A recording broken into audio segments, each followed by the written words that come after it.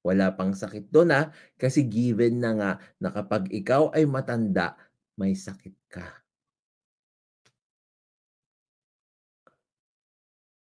My goodness. Sabi ko nga sa inyo, hanapan niyo ako ng 80 years old na walang sakit, unicorn yun. My gosh. Tapos ikaw pa yung may lakas ng loob na magsabi na gumamit siya ng discernment dun, pareho kayong syunga.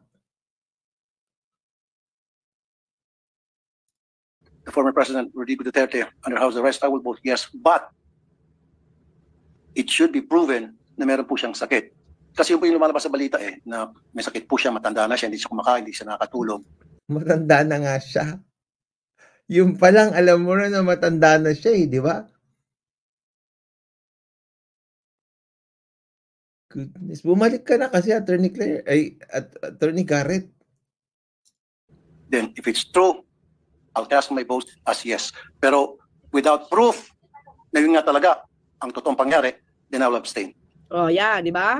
Okay na yan. Okay na yan, mga ka-clear. Okay na yan, kahit abstain. Di ba? Pareho naman kasi sila ng utak niyan. Papanggap lang naman si Attorney Claire niyan di ba? Sumakay lang sa agos ng buhay. Yan. Sabihin, maintindihan na yan ng mga ng mga... Sabi ni Kelvin Bosworth, yung tatay ko nga 56, mag-maintenance na. Ako na lang, ano na lang kaya 80. Yung mga magulang ko 70 plus na, mid-70s. Marami na ring problema. Marami na ring health problems.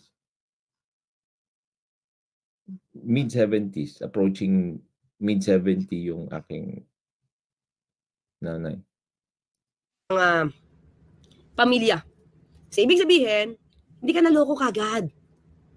Hindi ka dumaan sa drama nila, hindi ka nadaan sa drama. Di ba, Hindi ka daw naloko. Bobo ka naman.